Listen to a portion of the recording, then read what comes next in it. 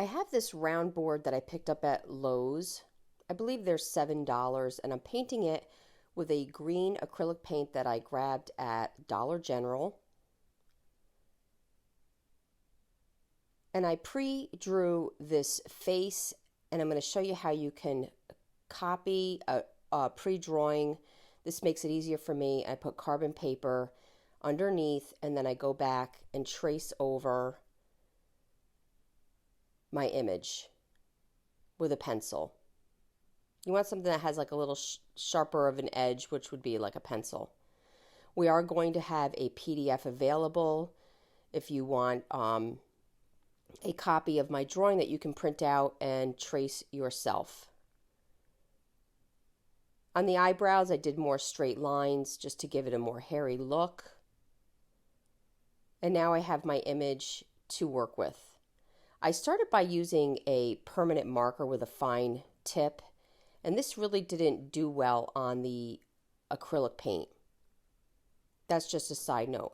So I had these, they call them paint markers. They are probably for calligraphy. They're very nice. They have a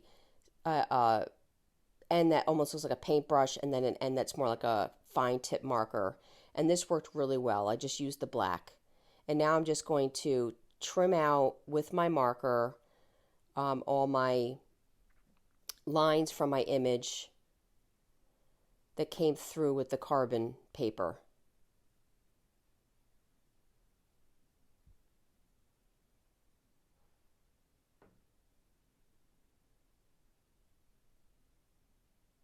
And again, remember the eyebrows, you want to do more lines than just a straight line. I just do these little short lines all the way up the line just to give it more of a hairy look. And the rest of them is just pretty much straight lines. You always want to make sure you heat set your ink. And now I'm taking also this bright yellow that I picked up, I believe it was at Dollar General, but you can grab this at Hobby Lobby as well. And I'm filling in the eyes.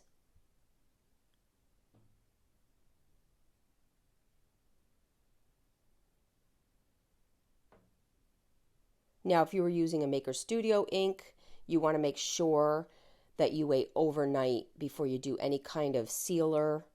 And I always throw a heat on that as well before I cover with a top coat, because you don't want to activate it and make it bleed. So you want to make sure you have plenty of dry time.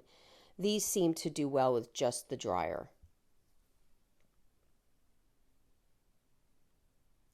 I needed a little bit more of a finer art brush for the circle part of the eye. I'm going to have to trim this out, but I wanted to keep as much of the ink exposed as I could.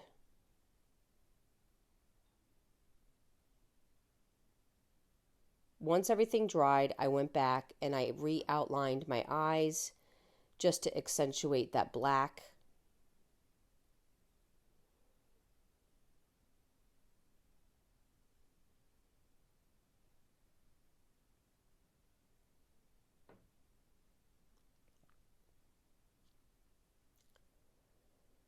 I found this hat at our local Dollar Tree. And I'm going to fill it.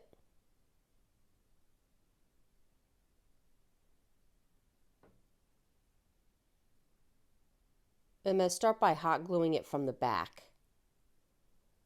I don't want to pull it down too low. I want to make sure that you see some of his eyebrows. I'm going to have to cover some of it, but I went a little higher in the front.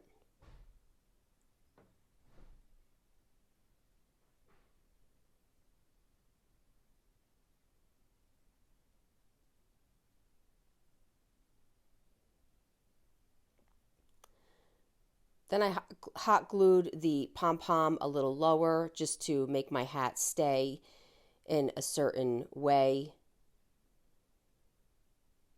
Then I went and did a few dots on the nose area. I also picked up a bow to match the hat. And I'm going to glue this on the edge of the bottom portion of my circle, just below his mouth. And there you go. Now I'm heat setting all my ink, and this is a great time to use your salve. At this point, you could use your 1 hour enamel clear, your varnish, or if you have salve, it's nice and quick and easy. Even if I put this on my door, it being winter, the salve should have no problem. It's the summer heat that melts the wax that you have to be concerned about, or a direct sunlight. So this is just basically rub on, rub off, and it just brightens up your paint and you get great results. I really hope you enjoyed this video. For other tutorials, go check us out on YouTube. You can now watch all our videos at chalkitupfancy.com. For any paint products, tissue paper transfer, or mesh stencils, chalkitupfancy.com. Thank you so much.